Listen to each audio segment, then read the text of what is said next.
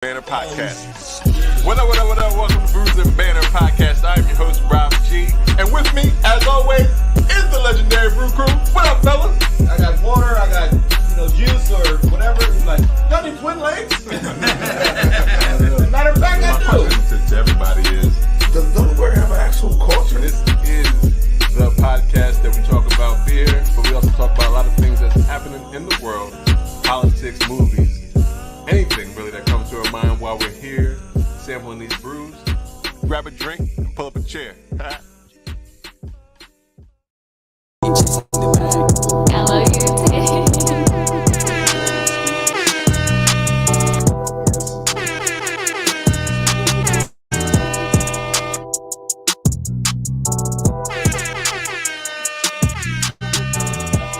No, I'm not alone, cause I came with the fire. I'm still gon' put it on, and my bitch match my vibe. The way the low drop, she might think it's out the sky. I'm standing on business, and she's standing on mine.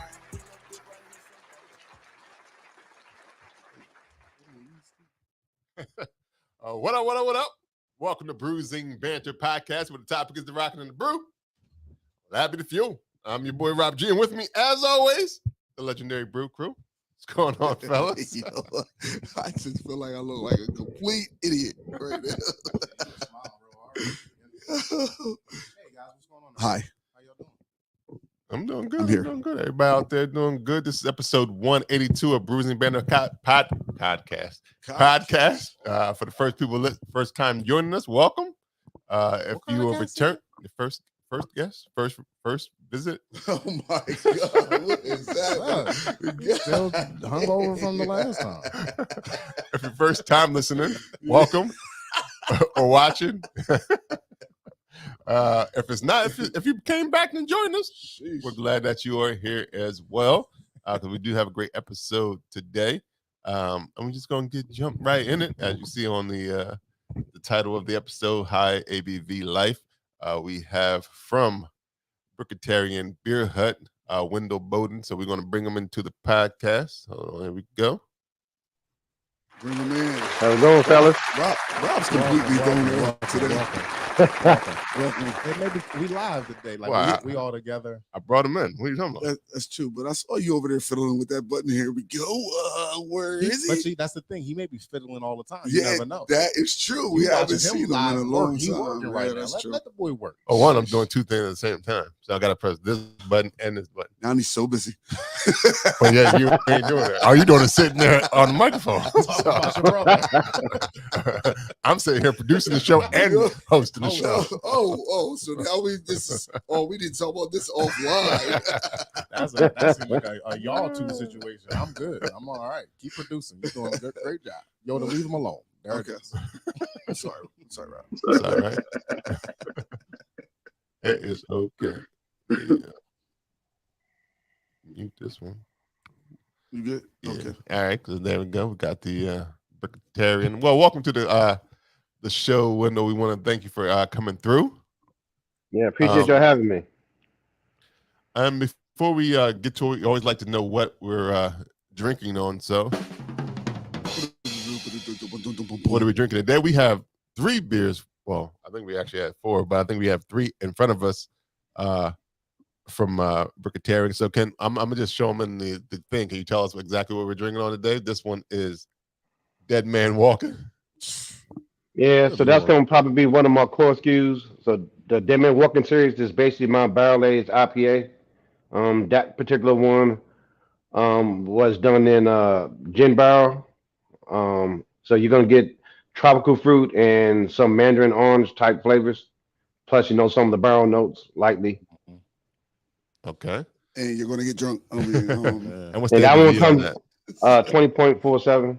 Okay, 20.47. It's not that bad. That's the little, that's the baby. What? That's the baby. Oh, that's not. Oh, I got what you're saying. I got what you're saying. All right, and now we have the Cobbler Gobbler Braggot. All right. Yep. So that one there, that's about a year old. So that was basically my take on a peach cobbler. So it's a braggot. Oh, It's raining in at 24.6. So I guess if you kind of like, if you're a sour type of person, you you appreciate it. It has that little bit of tartness, because of the fruit. You get some of the pie crust notes. So I mean, y'all should enjoy that one. It goes down easy. Word. Pie crust. Mm-hmm. That's the scary part that they go down. Nah. This one sounds like a fat nigga's happy drink. Gobbler. Now this, I think I had this one at Barrel and Flow. It's the Firewater Red Ale. Firewater. Yep. So that's my double barrel age. Yep. So that's my double barrel age red ale. Is at 25%. So it's one of my two as far as beers go, highest ones. I mean, I have a bracket at 32 also. That if you was at the VIP event, you might have tasted it. But a lot of people enjoy that one because of the different notes. So I guess we'll see how y'all feel about it tonight. All right. We did have a fourth one that's off air because it was a holiday special, the ho ho ho. You want to tell us a little bit about that? So, Isn't that what it's called? Yeah, it's called. Yeah, that's the Mrs. Claus bracket. She's about 20, I think 24%. Last 2 years. Oh, she's it's a she? I said the Yeah, Mrs. Claus it's bracket. because we have because we have a crazy Santa. Okay. We have an enchanted vixen, and then I also got MC Buddy as part of the series. Okay. Is that all your Christmas? That's all the Christmas holidays? Yeah. For the last 2 years it was. This year I'm working on something different. But I may bring those back out. I still got some more that's been aging, so I'll probably bring that out this year. So they'll be about a year old. Okay. But it was a good hit. Mr. Claus was a lot of people's favorite. So let me know, fellas, how y'all, For sure. how you think she is when you try her out maybe later on in the season. I guess y'all know back. I have a question right off the top. We're gonna wait until Christmas to do that. Yeah. We normally all together around Christmas time anyway. So All right. Do all of your beers are male or female? When I'm doing them in sets, because primarily most of my brackets are usually kind of female, but not. Usually those are my bigger ones because of the big amount of honey that's in them, so they're usually bigger. And then, so that's why if you notice the bottles are in different sizes. So normally stuff that's heavy with the honey, which is probably 50% or more, are in the 375s, and then those that have no honey or like maybe a few pounds of honey in it are usually in the 500s. okay. Got you. So out of these three, which one should we start with?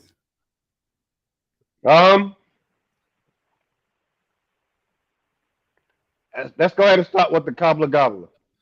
Okay. What do you call it? The Fat boys. Since you're gonna let me pick. Are you drinking? Are you drinking on anything today? What are you drinking today? So I have mostly what y'all have, and then also I brought one of mine out the cellar. Okay. What is that? So this is Sussalot. Sussalot. So if you understand that, that's Colossus backwards. It's made after a beer I drank like probably 10 years ago. I kind of by taste and memory made it myself. Okay. Wow. So it's close. So it's almost like a breakfast in a bottle. That's what I call it. So you'll get. This is one of few I made that's not barrel aged. It's nothing crazy. It's just malts, wheat, and water, and yeast. It has a lot of complex flavors. What's the ABV on your nothing crazy? 25. You said what now? What did he say? 25. You heard what he said. I was hoping he said said. 0.5, but I was like, it couldn't be 0.5. Yeah, get that. He said in there. 25. Jeez. 25. So this that's what it looks like in a glass. And then I'll be trying some other stuff with y'all. Woo, that's delicious. Woo. I ain't even tasted it yet. It smells. But I'm gonna get some of that cobbler. I'm gonna get some of that cobbler myself and drink it with y'all. Okay. Man. All righty. Oh yeah, that is. Give me that bottle. Whoa. Boy, When you done with the bottle, let me see two, please. yo, hold on. Just a little. That's what I want to see the bottle for. I don't want to look at anything. I just want to You pour. want a little more? Yeah. What All in the right. world? Well, while they get a little more, we want to start. Get it going. Our first question is always, and that's probably one of the questions you probably get a lot in the beginning. What is Brickterranean Beer Hut? Like, what is the name?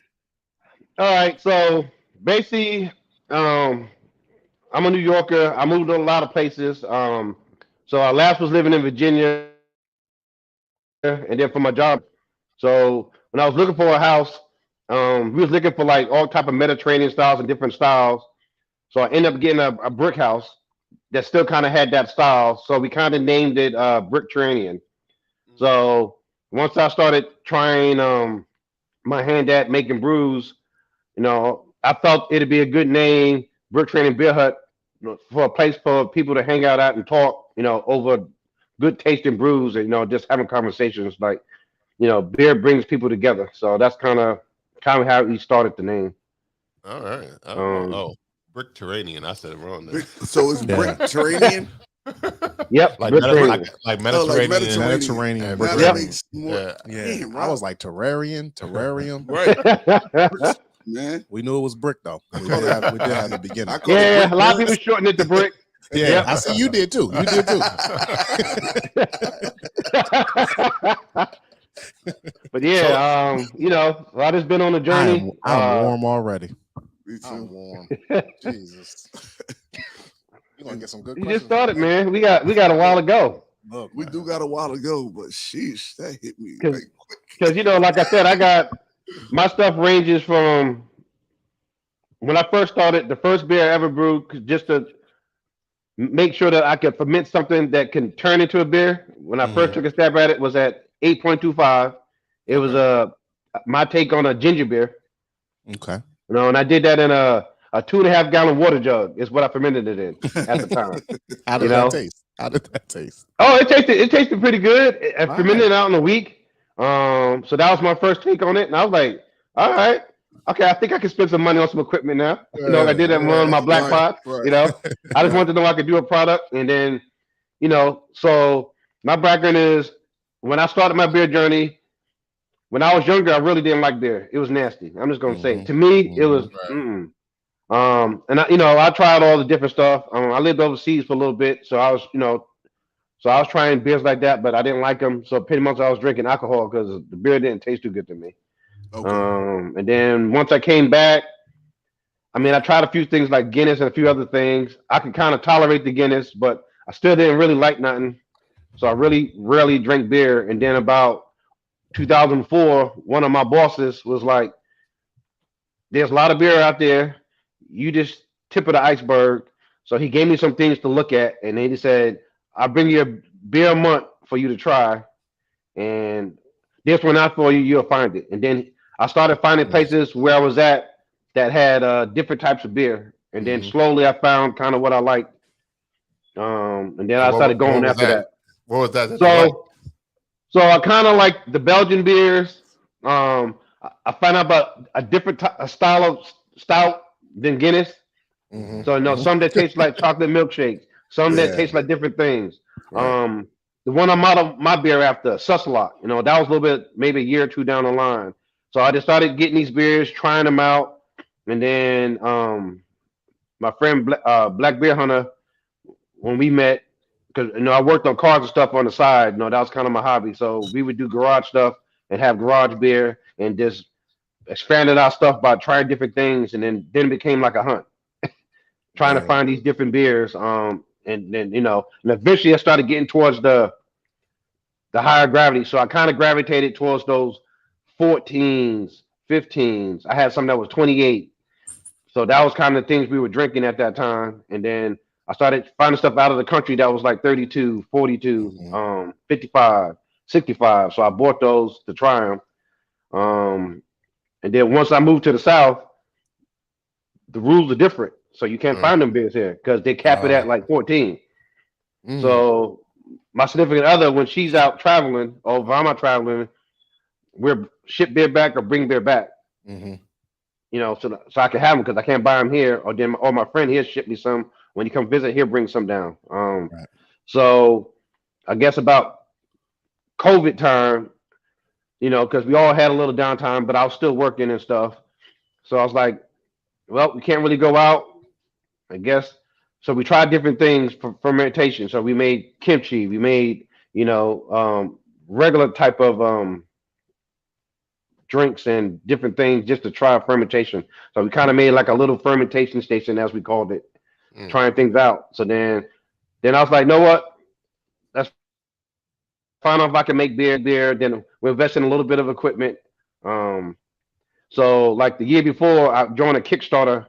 I don't know if you heard of the Beer Maker. So it's like an all-in-one unit that basically you can make beer in, and you can make like 1.44 gallons.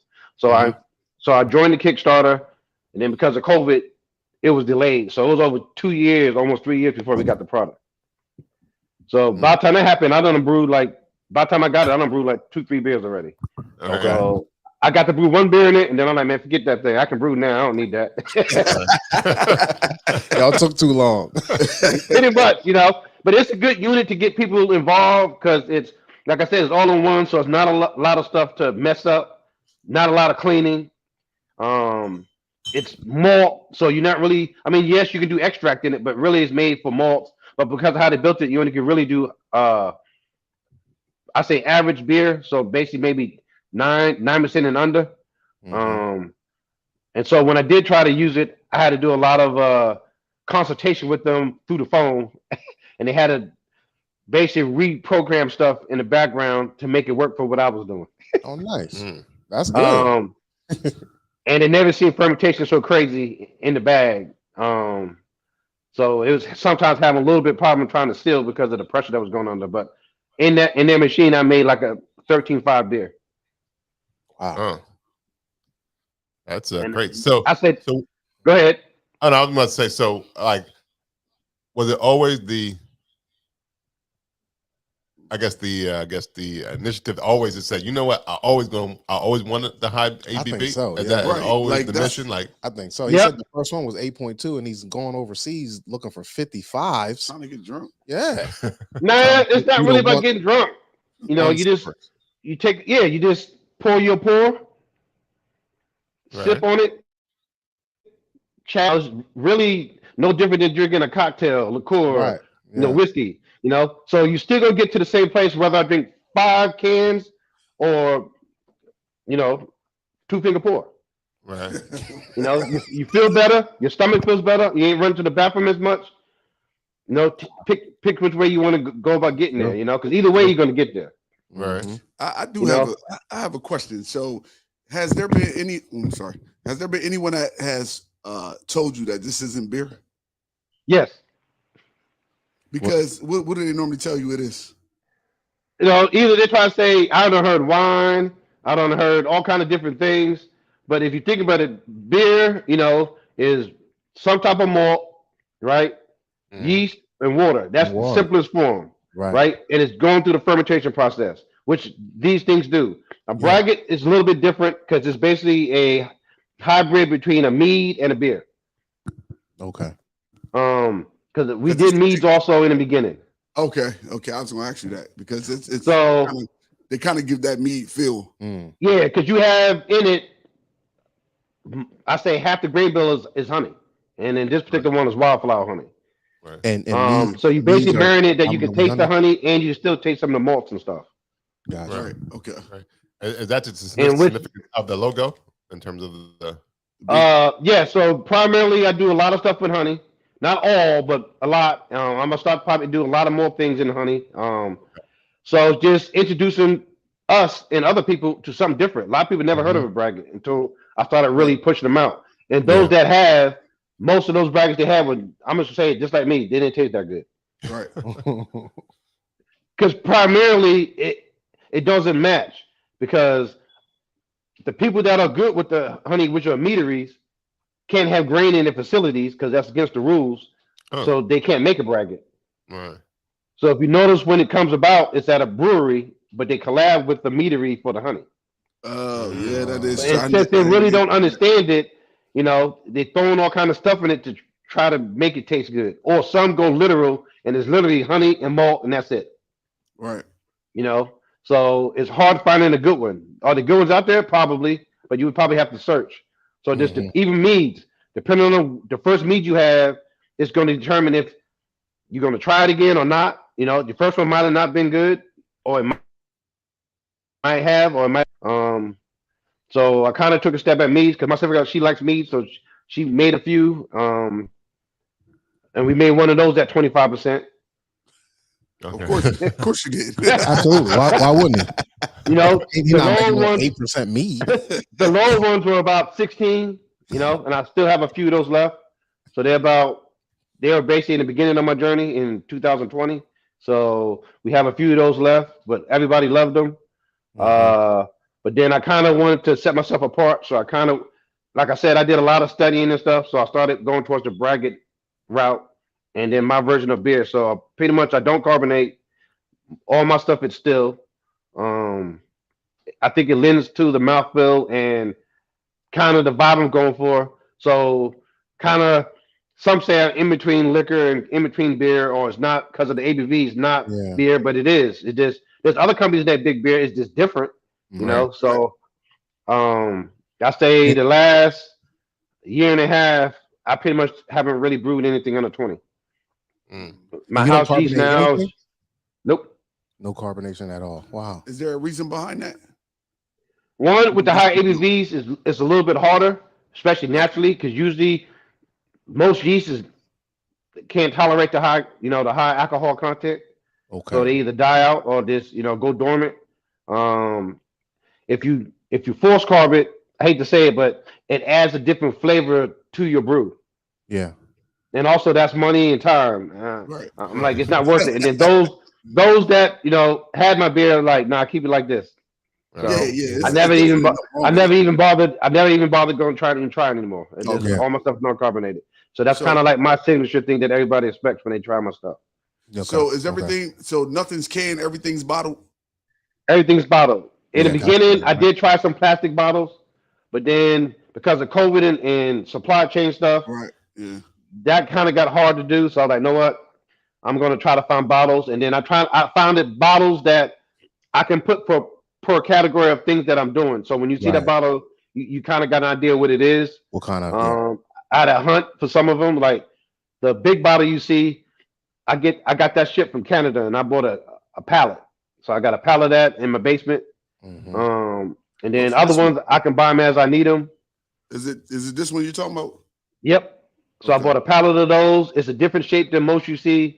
Yeah. And that was the only place I seen that had it. And so I've just had a pallet shipped to me, and that's what I use for my 500s. Yeah.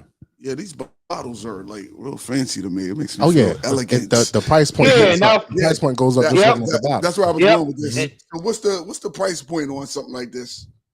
For me, that is 30.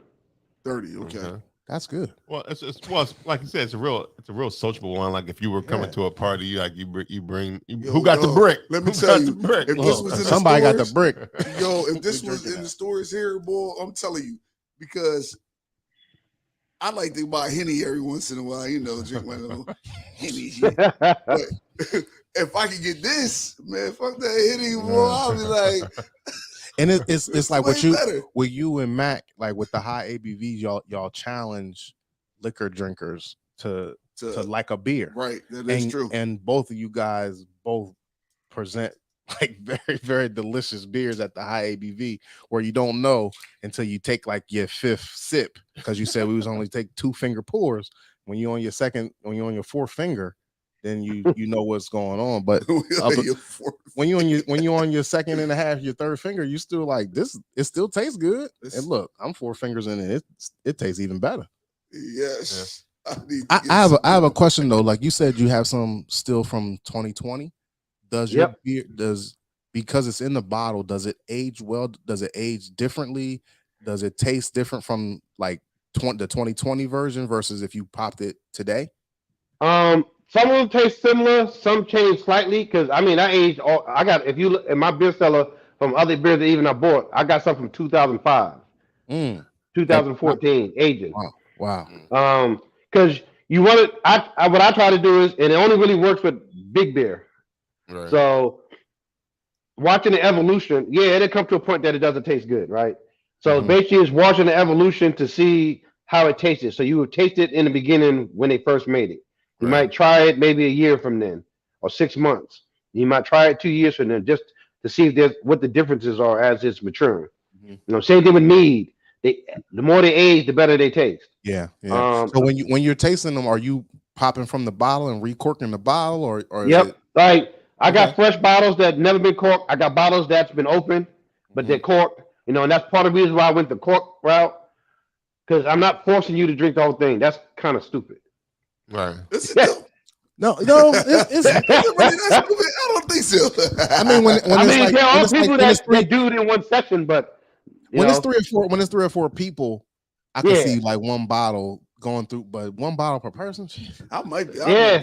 There's some bars Man, that do listen, it. you are There's some you people are out there that lonely. do it. God, man, I feel like that's a So this is delicious. I It's can really- drink this whole. it's really good, but bottle. I'm at the end. When you're gonna stand up. I don't No, know when I go to stand up, it's party time. I don't know. It may be. It's honey in there, boy. You know that. I Honey feel like it's falling. Oh, speaking of the honey, thank you for bringing up the honey. Good for you. Do you have your own bees? Do you have any? So- do so you that run I your own don't. bees? So right now I go through a local place that's about an hour from me. And also I get some stuff shipped from Maryland. When I want more varietal stuff, because there's things coming down the pike that I've been testing and stuff. So really I'm at the stage now of trying to locate a place, work with a lawyer, get up money, and basically I kind of want to do it a different way when I open up, but pretty much I'm gearing up for that because in my state I'm pretty much going to have to be considered a brew distillery because of my ABV level. Because like I said, the cap here is 13, 14. Right. So basically my stuff, because of the ABV level, is considered distilled in my state. So basically, back door, I'm gonna have to go in as basically a brew distillery to do it. So when I work with a lawyer, I'll figure out what is actually going to be considered. Primarily, I think I want to sell out of state at first, and I might do like maybe pickup only from my spot at first. Okay. And then I guess we just go from there. So that's kind of the steps I'm working on now. So basically, I just been in the phase of I got tons of recipes out, but I just haven't done none of them. But I've been testing a few, bouncing off ideas off people I met on Instagram and some of my friends. Underground, basically building up some money, for doing this endeavor and trying different flavor profiles, kind of figuring out like what I'm good at and what's kind of the lane I want to be in. So pretty much I want to be considered kind of the top shelf of beer. Okay. Yo, I like that you just said that, like, you're looking at what you're good at, like, because some people go into the game, this beer game and any type of game, just trying to like really just keep up with everybody else, and some of the shit that they not good at, they just doing it because they see everybody else doing Like it. I make IPAs, I make stouts, because that's what people like. That's what people like. Yeah. Or he's like, I'm gonna make what I like and make you like it. And what I'm good at. Yeah. That's kind of what I'm doing, slowly. Yeah. It's like a slow movement. Some people get scared because of the number, but taste it. So that's really going to be the biggest challenge, is getting people to taste my stuff, like going to festivals and things like that. Mhm. Maybe doing through influencers or people doing tastings at places, even if they're private, just to get people to taste it, to understand it. That there's other types of beer out there. I think no matter where you at, Yeah, a good way to promote it is, like you said, the 2-finger pour. Like, this is a cocktail. Like, drink it like you were drinking a cocktail. Don't drink this like it's a beer. It's not going to take you. It's never going to take you. It's never going to take you 5 of these to get you right. Like, if you take you 5 of these to get you right, you should go into a program. Like, You need help. You know what I mean? Like, you help. definitely need help. Like, need help. so if you talk to them like you're drinking a cocktail, like, this is a sippable beer. We don't chug this beer. Like, it's no need to chug this beer. And then the price point is not a chuggable beer. Right? Like, why would I chug anything like that? I want to sip it and enjoy it. Unless I just got all the monies. You know what I mean? The liters is about right for $30. So I mean, it's just different, right? You just get people. It's different than what everybody else is doing, you know. Yeah. Yeah, because I want to say I bought the Black Ops for 20. It had to be at least $25, $30. So yeah. And listen, I don't mind. I don't know if we are influencers, but I'll influence the hell out of this. Yeah, hell yeah. I'll tell anybody. First of all, honey, anything with honey that I like. Yeah. But I do need that ginger one. I don't know what it was at the at Berlin Flow. Yeah, that is. There's only 2 bottles of that, and I got that in stash. Everything else is gone. What? So you're not making that? You're not making it no more? So basically, what I'm doing is I'm making limited brews, right? Yes, they will come back out, but you just don't know when.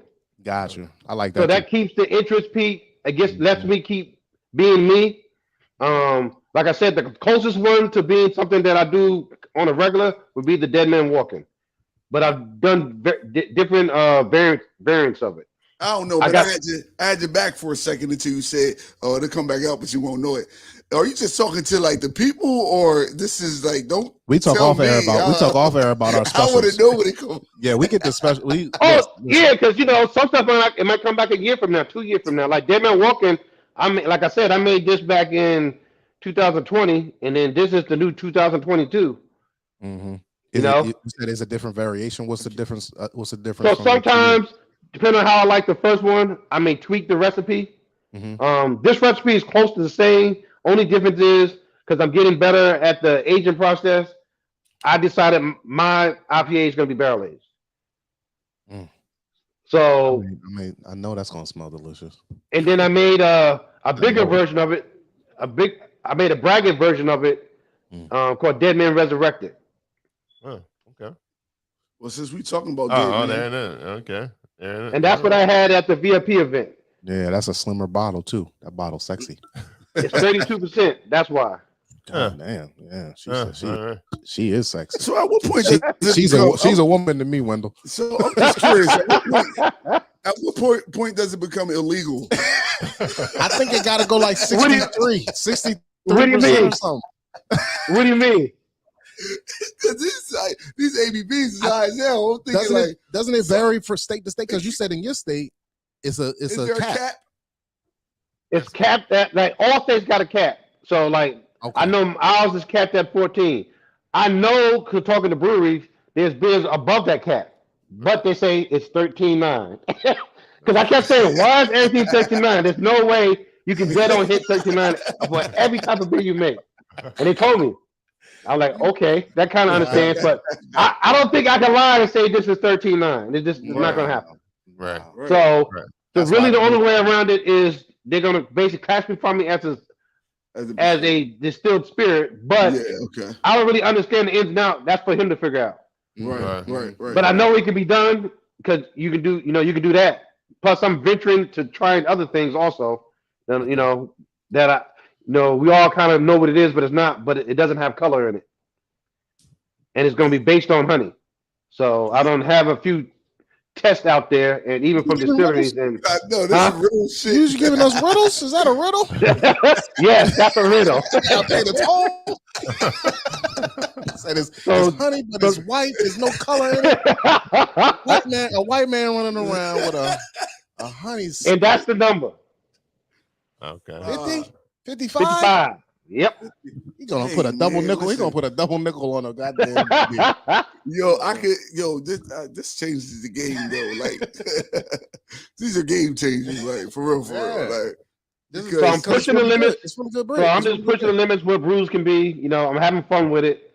My house yeast, I got it where I want it. It's doing what I needed to do. So all I can do is kind of mimic styles, but there's all kind of brewing ideas out there. So I kind of got my style mixed from stuff I read and kind of how they made that machine that I bought from the Kickstarter. You self-taught? Yep. Damn, nice. Yo. So you got a house yeast? That means you made it? Yep. You cultivate it? So it's mixed of others. It's the one I've been using. I just grow it out when I need it and do my own brews. Wendell, stop, Wendell. You said you fix cars on the side. What do you do? Well, that's what I do as a hobby. Well, this is kind of was a hobby, but But my job, I'm a regional manager for a wheel repair company, and we in 16 states. I'm a regional manager, so I'm over the southeast and now the southwest. So sometimes I do traveling and stuff, but so I pretty much brew on the weekend. Mhm. Use the technology, I can watch it. My significant other, she'll watch it for me, if I'm out. But pretty much it does what it does because I got the grasp. I know what it does and when it's gonna be done. So it's not too bad. Look, man, we've been doing this thing for almost 4 years. I ain't never met nobody that make their own You're yeast. right. Like I thought he was going Superman. to say I'm a real scientist, not like I don't- like a real deal. I don't.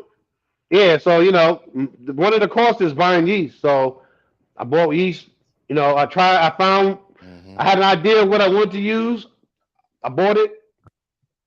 It kind of came close to what I wanted to do. Stuff that I discovered online. I used her techniques with it and grew it out, and that's what I make my families off of. And I got some that are mixed cultures, and it does what it does. It eats. Yo, man, That's awesome, man.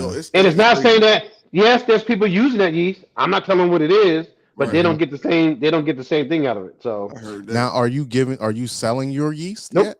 nope. Okay, so it's just It's all me. Using it for my stuff. Some of my techniques is proprietary. So that's kind of the tough part of where I'm at now. Because either I'm doing it myself or I ain't. Yo, So I can't really wait till I contract start- brew and all that stuff. And then I gotta give away my stuff and teach somebody how to make my stuff. Gotcha. All right, so we're going to And- jump into this this dead man walking. The dead man. The dead man. Them been walking? Yeah. Oh no. He said, "Hold on, hold my beer." Here, let me get that too. Like, I'm about to get some too. I'm afraid. This dead man walking. This is so you said this is what you make the most of. This is your so is it still your would you consider your best seller, your favorite beer to make, your favorite beer to drink? Why is it what you make the most? It's the simplest beer I make. Ooh, the It's smell. like simple, it means the easiest for you to make, or is it Yep. like ingredients It's wise? still ingredients wise and to make. I done made enough that I can close my eyes. I don't need a recipe book. I know how much of each because it's two different malts. What the hell's going on with this? So like I said, this is the variant that you're doing, and then because of my man in Chicago, I have another variant of this sitting on blueberries. Just to let y'all know. What? Nice. Come on, man. You're doing too. Come you, on. you do a lot of stuff, man. I was gonna say you're doing too much, but you're not. You're just doing a lot. You're just doing a lot. Let me see this goddamn bottle. Yo, I can't wait. Look, I'm sitting up there thinking to myself, I can't wait till I'm watching TV one day and they be like, "Oh, I bought you a bottle." You know how white people are. Uh-huh. I bought you a bottle, and And it's it's one of beer. these. Yeah, They be yeah, like, I brought a bottle to the party. Yes, and it's Terrarian. Brickterranean. Brickterranean. Brick. It's brick. Yep, That's brick. brick beer. Yo, Yeah. this is amazing. Yo, is So- the ABV, the high ABV life, that hashtag, is that yours? I've Yep. never seen that before. So that's why it's on everything, Yeah. even on the back of my hat. Yeah, that's why when I seen it Um, when we was at the festival, that's when I saw it the first time. Yeah. Yep, that's why it's on my tent, on all my stuff. So that's me. So what besides just the obvious the high ABVs on the bottle, like is there like a lifestyle, is that like a mantra, like you live in a high percentage, life. like the high life, like or the Nah, it's just Always over 50%. no, it's just that most people think 9-10% beer is high, and because of the books, but it's not. Yes, they do. Um, I know. I shouldn't have thought so. Sheesh. but to me, 13 and up, you're starting to live that life. To me, of drinking big beers. Like I hear people saying they're all about the big beers, but when I seen them, they're drinking 10%, 9%, You sit there looking 5%. at them like, Every blue moon, you might see a 14, but like I know guys just like me that's out there looking for these big beers at 14, 15, 16, 17, 18, 19, I don't Um, mind them at all. Yo, but see, it's sometimes you can get a beer with a high ABV, and that's all it is. It's just Yep, I high agree. ABV. Like it's just liquor. We Like, stay saying like it ain't it's so boozy, but it's yeah, so none of these these are are so boozy. They're smooth. not boozy So at smooth. all. So Like, what do you classify as boozy? Because I'm interested in. mine is on when I classify it. I don't know if it's different for the fellas, but when I classify it, it's on the back end, like the aftertaste after I swallow when it comes back up. It's like, dang, that tastes like tequila, or dang, that yeah. tastes like gin. And that's or like a lot of times when I hear what you drinking right now is aged in gin. Yes, I don't like gin at all. I don't taste the gin. And see, that's the thing. I can taste the gin a little bit though. But See, I wouldn't drink it if I knew it was gin in it. You know what I mean? Like, and that's another thing. Everything barrel aged, I take it as booze. I already know going in is boozy, but your barrel aged stuff isn't boozy at all. Is it the carbonation? Maybe because it's not carbonated. It's also a sweet profile. It's definitely sweet. So definitely, and that's that's my Negro palate, man. I love that shit. I like sweet shit. But see, that's the thing. When I say boozy, I think of like, because when you get a bottle of just a straight bottle of bourbon, right? If I can open that bottle of bourbon, I can immediately just smell that's the bourbon. What you consider boozy. And then I open up a barrel aged beer, and it smells the exact same way. Then I'm like, wait a minute, this is just very. So boozy doesn't have anything to do with the taste to you. Nah, it does. So the taste is there too, like the straight liquor. Gotcha. But this has actually, I think it's the sweetness that kind of cuts it back from being so boozy. Yeah, it's kind of is that sweetness because you're using the honey? Yeah, the balance of it. Yeah. And this one doesn't have any in it. There ain't no honey in it. Wait. Hold up. In that one, this tastes like what's in it? What's in it? I'm so confused. Come a little closer to the camera. Wendell, man, what you doing, Wendell? What is happening? It ain't so all your beers got honey in it, but the one that tastes like honey don't got no honey in it? Most of my beers have honey. There's a few that don't. Okay. But I'm going to probably start doing honey of some amount in all of them. Okay. But some don't have none. You want to be the honey man? So can we call you the honey man?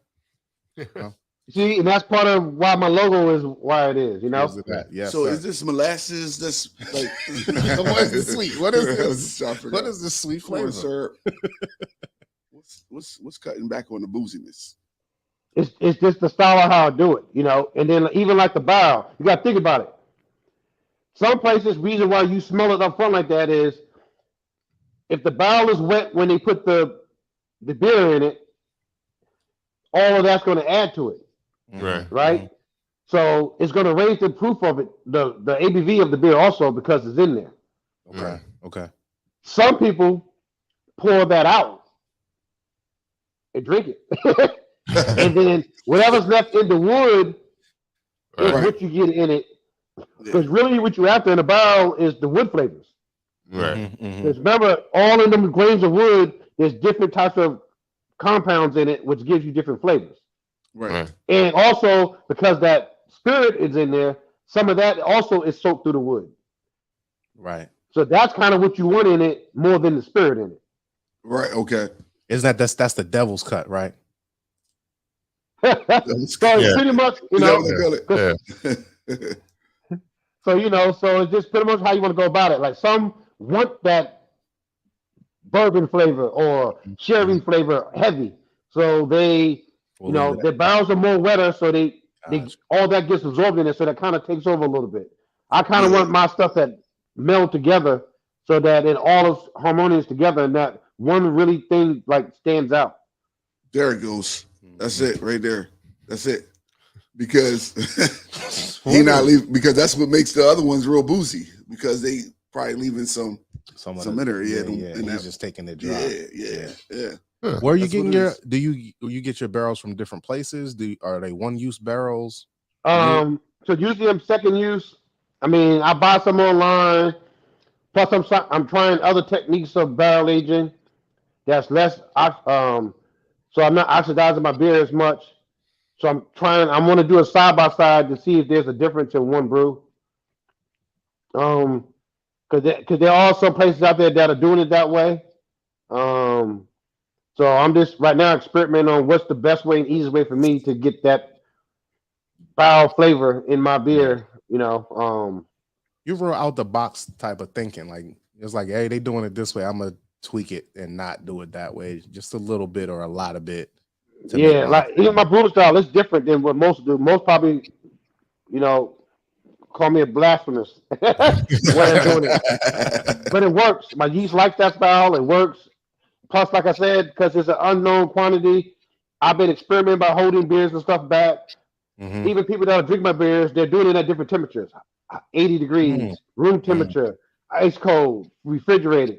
I didn't even ask see, you where to do this beer. I just threw them in the fridge. I didn't even think about it. But they're not really cold now. Because you really want it to warm up. So fridge is too cold. You probably want it around that 55 range and up. So as my beer warms up, you're going to get more flavors. The colder it is, the less of the flavors you're going to get. Because right now, these almost feel like they're at room temperature. Most beers are like that, if you think about it. But some of the, I said the macro beers like Bud and all of them, Coors, because of how their beers are, they do not taste that good. So that's why they market to us ice cold like it's a good thing. Right. But most people think having an ice cold beer is how it should be, but really, most good craft beers, you want it warmer so that you can get those intricate tastes and aromas because it's kind of closed up when it's cold. That's good to know. Yeah. So next time, keep them at warm room temperature and warm them up as we go. These are pretty warm right now. Yeah. Well, it's kind of like a stout. Like if you drink it cold, and then as it gets warmer in your hands or in the experience, you have different notes and different things like that. So that makes sense. Do you think that with all high ABV or just your specific? Nah, pretty much all beers. All beers. If you can't drink a beer warming up, then I got to chill it back down. Yeah, kind of. I mean, I hate to say it, but I mean, if that's what they like, that's fine. But if you're going for a craft beer, you should be able to drink it at a good range of temperature. I'm not saying that it needs to be scalding at 80, 90 body temperature. No. But, you should be able to appreciate it as it warms up. Right. Okay. Yeah, this is definitely like this one. What's this? The Dead Man Walking With? Mm-hmm. Yep. Yeah, this one is a good sit by the fire pit type going and just be like, yo, be busting it up, man. You and your boys, like with a nice cigar or something like this is. And that's what some people do. They they like so the cigar guys are kind of liking some of these. Even spirit drinkers, they're gravitating towards it because of the complicated flavors. It's not per se. Yeah, the ABV has something to do with it. But think about it, if you're drinking bourbons, tequilas, mezcals and different things. Most of them are drinking it maybe with a cube in it or straight up, and they got different notes and aromas and flavors, and most of them are drinking it at room temp. Right.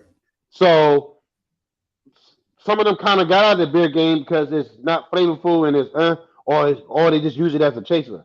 Right. But now they're looking for something that's up to their palate of basically what they're drinking, or something that mixes well when it's chugging on a cigar. Yeah. Cause this is definitely that for me. I'm like, yes, I would love. This is crazy. What we gonna open up this one next? Yeah, let me get some more of the look at you. The West Side Story. We got to move to this one. Yeah. Well, y'all can move to wherever y'all want to move. Man, you gotta move, bro. What you want more? What's the second one? Who did the artwork on this bottle? So pretty much. We make all our labels in-house right now. I got a place that I can get designs from, and then we basically put the label together. I've grown over the time. Like my first labels were kind of made out of paper, adhesive. So, once they get wet, they disintegrate, But now I got waterproof labels, so the color looks a lot better. And now it'll last going in some ice, if somebody's keeping them chilled. So just basically playing with it. Eventually once, I go pro, I'll probably try to work with black artists to, basically kind of do me some more labels, as I keep, growing different things, but I still want to kind of stay limited. So I'll probably bring stuff out, kind of do now a couple times a year. I might have, a special one that comes out. And then eventually I want to do a club. Okay. That's where my crazy stuff, because I probably in my club do spirits and do. Wait, what's a club? No, it didn't even I get the club membership, like a membership. Oh, yeah, okay. Membership. Gotcha. When you say your crazy stuff, I'm trying to figure out where in my head where does that. So like this is one of them. Right. 32% is crazy. I do have I've been playing around with a 47.5% limoncello. Oh man! Hold on a second. A living John. What is happening here? Listen, man, this guy. Who is this guy? This guy. Brickterranean. These go for Oh 50. man. Oh, look at that. It looks beautiful. But you see how I got it suspended? Yeah. You know, I got the nice, hot, sexy high heels. Right. You know, right. That's a girl too. She a girl. That's a lady too. Yo, You wait, know? where are you at? Where are you located at? In Georgia, In right? Georgia? I'm in Georgia. What Yes. part? What parts of What part? Georgia? So I'm in Southwest. So I'm in LaGrange. Okay. So because what you got planned for next Nah, I gotta get out there. I need to go. Well, DM me because, like I said, I'm everywhere, We but I'm friends not. now, Wendell. We friends now. Oh, yeah. We friends Yeah, just DM me and I'll let you know what I have, and there you go. Yo, the crazy because the thing is like not taking away from anybody else, but like the creative mindset that you have out of is the like box. outrageous, It's yo. out of the box thinking. Like, I love it. Nobody's. He Like this beer doesn't taste like it's 1,000%. Like it only tastes it tastes like it's like 5 or 6%. It tastes like maybe 8 or 9. But you know what? What was crazy? I didn't know who he was when we went to Berlin Flow, right? But when I we knew went, who y'all were. yeah, okay, I appreciate that. Thank but I you. didn't know. Well, who I you knew were. who he was. I didn't know. Yeah. I didn't know. I'm the most known unknown person. Yo, I was looking forward to tasting the beer, but I hadn't met you yet. Yo, or anything but like you that. know But what? I was like, oh, I this is realized- ABV guy. yeah, I did realize he's a high ABV guy, but I knew something was wrong with him when I saw the overall. So I'm like, oh, this nigga is out the box on him because he got the overalls. He At the run fest. around. At the fest. He just- I'm like, yeah. Oh, he's doing this. He's serious. Y'all silly. And then everybody's like, oh yeah, that's some people didn't even know his name. That's the high ABV guy. Oh, okay. Well, now everybody knows his name now.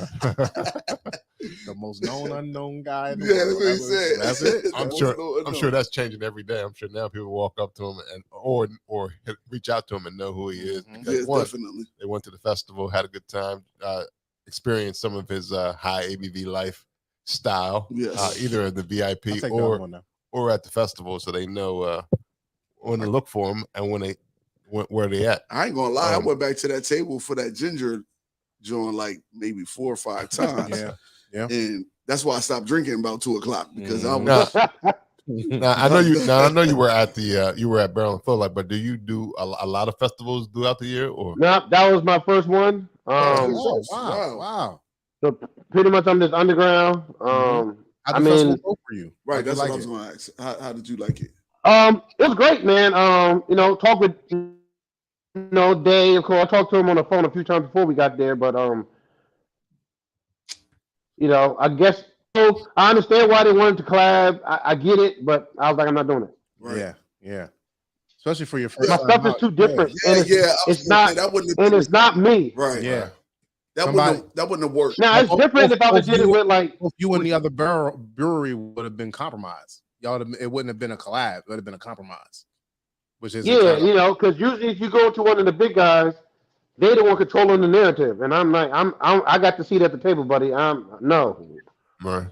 and I brew different. So, like I said, I got things that are proprietary, so it's really not in my best interest to. And that's what I've been told by breweries that I do talk to in my state and owners, and also even distilleries. I know owners, and they say keep your stuff to yourself. My friends are telling me the same thing. One of the lawyers I talked to said the same thing. So I just got to figure out how to protect myself in those instances because my Right. stuff is different. right. Because once, Yeah. because even at Bound and Flow, there are so many brewers coming to my tent, grilling me and one of my friends, trying to Right. get the skinny, and we like, I can give you some general terms, Right. general stuff that everybody should know, but other than Right. that, nah. You need to let us buy you your need to do yeast. I'm like, nah. No, not yet. No. Mm-mm. You need to do collaborations with non-breweries. Hint, hint. Yeah, so that'll Yeah. probably be the Like- only way like I will probably do podcasts it. or Yeah, something. like podcasts and things of that nature. So that's kind of how I'm thinking. But it's like I said, I'm still experimenting, testing the limits of what I could do. Yeah. That's And we're just having definitely fun. here for experimentations. Yeah, That's what's up. that was good. Now we are jumping into the the last one. This was at the festival. Firewater right? Red Ale. Yeah, this was at the festival. I remember that. I was so stuck on the ginger joint. I ain't even taste that one. You know, I like tequila. I was like, I got to see didn't what's taste going that on one. with this tequila. yeah, because this had This is bourbon and tequila. Yeah, okay, tequila and a bourbon barrel. they don't even make no drinks like cocktails with tequila and bourbon, do they? Right. But No. see that, and that's the crazy part. Still, this is not like it don't taste like It's still sweet. it ain't boozy. It's still sweet It's to me. not like because I'm not a big bourbon drinker or a tequila drinker really, but this shit's banging. What made you? What Like- gave you the idea to mix the two spirits, like tequila and bourbon, to get a beer out of it? Tequila That was and the barrel bourbon. that was the barrel that showed up at my house. Hey, you know what? Yeah, it is. Works for me. Hey, wherever the inspiration comes from, go with it. You're like, I think this red ale will be great in that. all right. Hey, It is. it worked. It is. This is good. Yo, that's crazy. That is crazy. Oh man, this is it. So for Say this right. one, you got a tequila barrel or bourbon barrel or both, or you can't even. So it was a first use bourbon barrel, second use tequila barrel. Okay. How long does something like that take? Like, so you ferment the beer and then you put it in the bourbon barrel, and you take Pretty it out much. after a while and put it in the tequila. How long is that whole? No. So basically, somebody Oh, I missed that. made a bourbon, aged it in the barrel. So that was probably first use. Oh, Once it was done with its 3-4 years or whatever, how long they had it in there, they took it out. Then the tequila company bought it. They filled it up, and then now I got it. Got you. Yeah, got so you. it's All right, crazy all right. because in Baltimore they have a distillery. I can't remember the name of it, but they had a bourbon tequila. So what happened was it came from a tequila company. The barrel did, and then they aged Put their bourbon in it. And so okay, so it's kind of reverse of what went. I got you. Okay. Yeah. Awesome. Yeah, that's cool. I wouldn't even know that barrel exists. Yeah, I have the bottle at home if you want to try some. So- Definitely. So I know you kind of mentioned it and like kind of in passing in terms of the next steps in terms of what Brickterranean is going to do. So it is going to have a brick and mortar, or is it just going to be more a distribution type of operation? I think in the beginning it's probably gonna be more towards manufacturing and distributing. And then if I get it to a good point, because you kind of gotta make enough money for the baby to succeed on its own. Right. So right now I kind of building my model so I can keep my job for at least a couple more years. Okay. Because still got bills to pay, notes to pay, and then as I get this more, maybe I might lean towards some type of in-house, tap room. But ideally right now it's just low overhead, and most people who do breweries, you're dependent on the community you're in to basically support you. And kind of where I live at is kind of far. So I figured I'd go on the mass amounts of people in the different states. So if I can distribute, if I can get my stuff online to say even 20 states out of the 50, that gives me more of an audience that can try my stuff.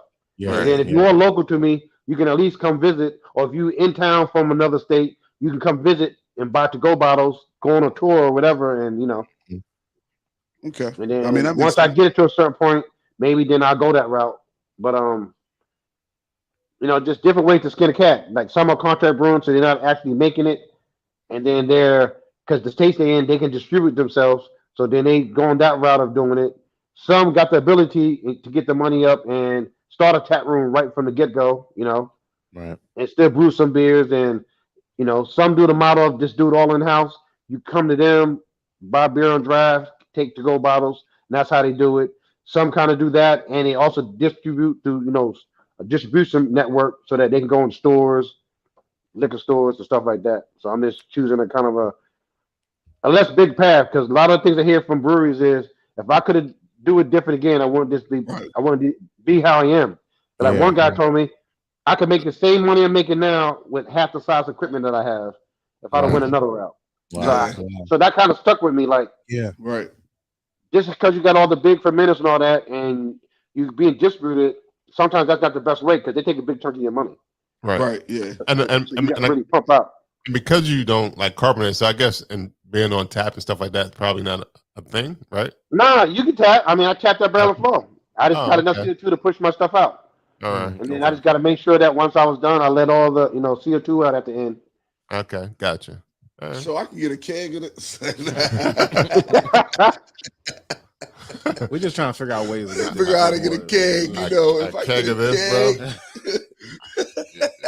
So where he at? Somewhere on the floor somewhere. Yo, you know what's funny though? It's like looking at the tasting this and looking at it. I feel like every bottle was an exclusive. It's just like it seems like everything should just be exclusive. Like I should only be able to get this one time. Like, or almost like, you should number the label. Yeah. Like it's crazy. Because even if you were like, I made this in 2020, but I opened one in 2020. I opened this last week. I'm gonna open another one 5 years from now. Like just even having them numbered. Like I need this. Number 23 got opened in 8/20 fucking 42. Yeah. This is delicious. Number 23 bottle is great. And right. And look, a number 23 bottle that's 40 years old. That bottle's expensive. Right. That bottle is right. Collector's. Because that's the other thing too, right? Like the aging part, even because of my style, I heard people say different things of some beers that's done that way. And there's beers that should be done that way that aren't. Because that's part of the style, but people don't know that. But I don't say nothing. They got to do their own homework. But my goal while I'm doing that is to see, I guess, how far I can take it to when it's not good, Then I kind of know. And the only way to know that is to push it. Keep on even the ABV, the yeast, no yeast is really expected to do this kind of ABV. But it doesn't mean that it can if you learn how to take care of it. Right. And there's some tricks to help put the odds more in your favor that they'll do that. You can get some of the higher ABVs without doing like wine yeast and stuff like that. Right. You didn't. I don't know if you answered the question. Do you want to ever own your own bees? You're like, I don't know. If I did, I don't have time. Bees take a lot of work. Yeah, I know that some people I know that do have their own. It's a lot of work taking care of those bees. But okay, I know. Depending on like my property, I got enough room that I can have bees. I mean, because I got almost 6 acres. Okay. So if somebody that was local to me wanted to expand their bee empire, I'll be open. I'll be open to sharing my land as long as I get some of that. Right. Give me that honey. Give me some honey. Yeah, so I'll be open to that. Or if I eventually, depending on what properties I pick, if I had enough land on it for that, I would be open to have it if somebody wanted to tend to them and stuff like that. I'll be open to have hives on. No, as long as somebody else took care of it, I'll be open to that. Definitely. But that's work. Yeah, for sure. No, I mean you got. And I know there's some meetings that do that. Some of them do that. Right. Yeah. Now, being that your beer is, it's kind of like not just drinking. It's an experience. Yeah, it is. This is the first time we didn't have a podcast together, and wow, since like March. Since March.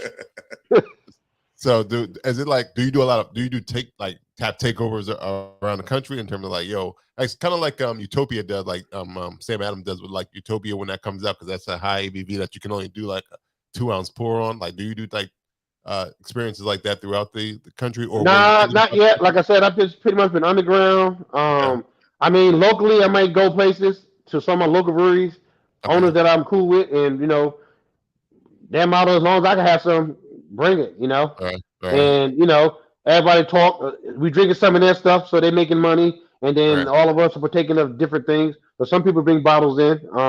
Like I did that last night. At one of the breweries, about hour 45 from me. I went up there. Met some people. Some that partake, some that I've seen it around on Instagram. And we all just talked and tried some of the beers that they had at the brewery we was at, because I think they was doing that damn beer line. If you ever heard of Cherry Street.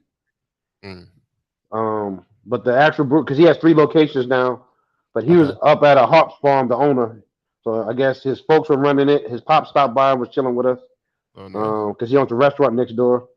Okay. So but they do some pretty good barrel aged stuff. So it's just, I've been slowly trying to get out more just so people can try my stuff. I got a few others that are kind of trying to share my stuff just because I don't know. Sometimes my stuff ends up in California in some places. I don't know how they got it. Right. And they talk about, oh, it's good. I'm like, how'd he get it? Like, who gave it to him? You know, I don't know. Well, I can already tell. Like once distribution actually kind of like when you really start ramping up distribution, this will be like the bottle share king. Like, who got the brick? Right. Whoever brings the brick to the bottle share is winning. The bottle share. Right. Like, cause they're like, who got it? So I'm sure everybody's gonna start looking for it at their local bottle shares. So are these being sold in these stores or anything? Like nope. In Georgia? So right now I'm still trying to work on getting my licenses. So basically you gotta have keys to a place.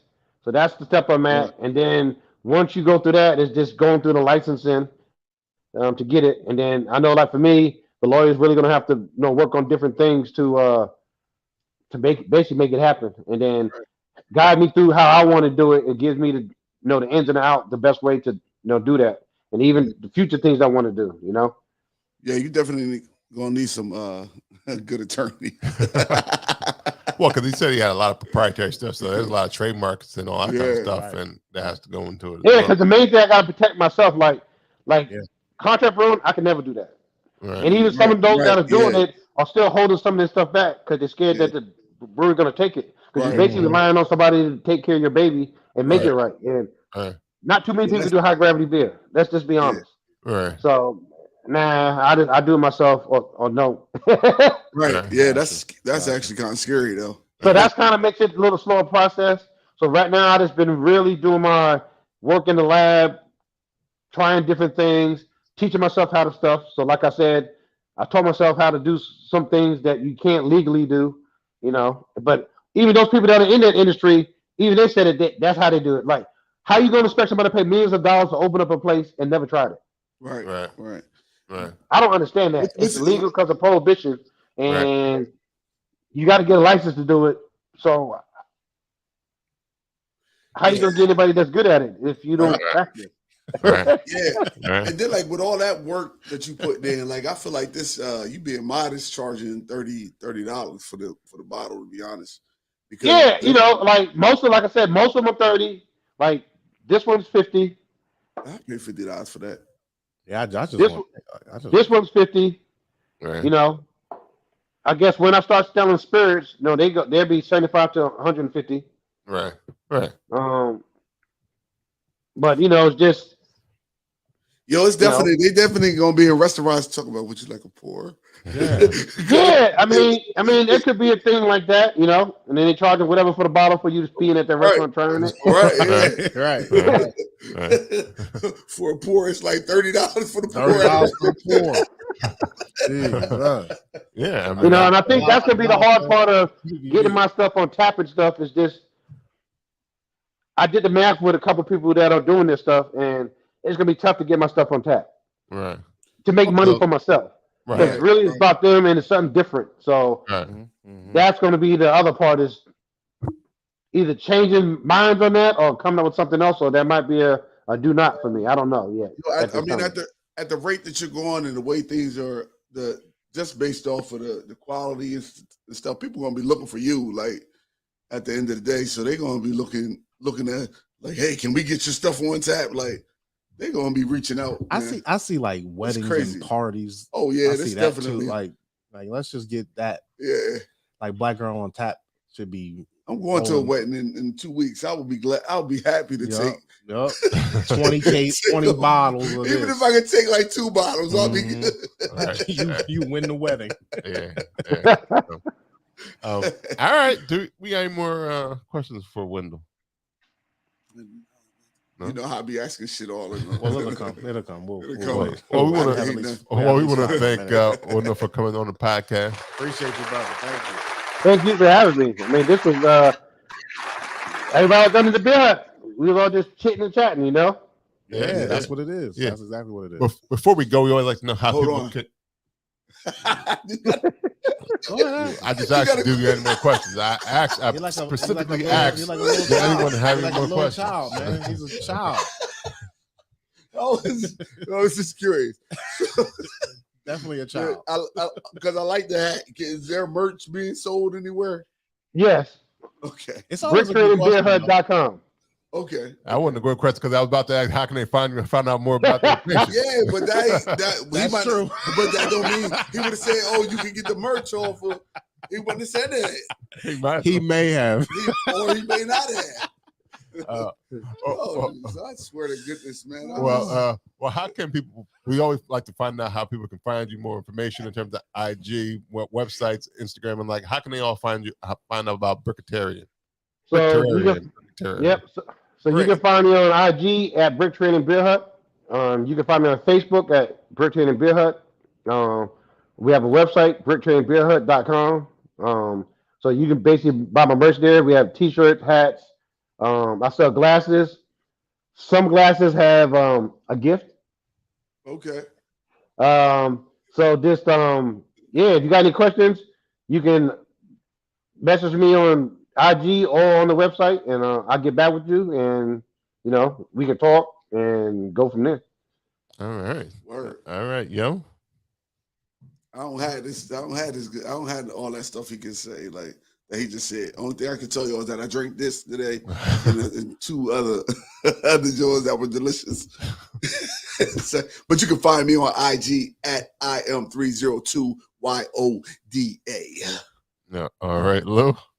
Well, if you have any need for any tasters, sound like you already did a lot of tasting. if you need Q&A or some research development, I'm here for you. Just wanted you to know that. And you guys can find me out there on them Instagrams. My name is Lou Belgium.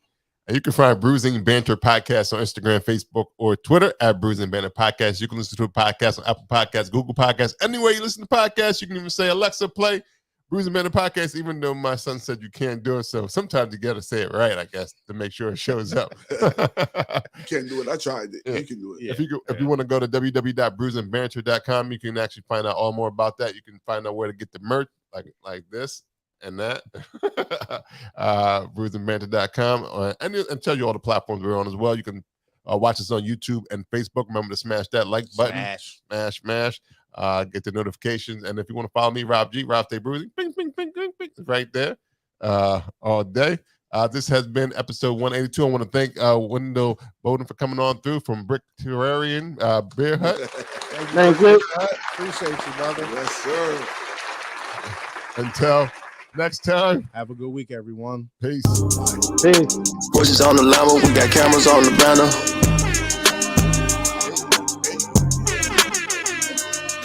Forges on the llama, we got cameras on the banner. Backseat of the Phantom, this the march like Sopranos. Hot you like a candle, we hit option, I bought ammo.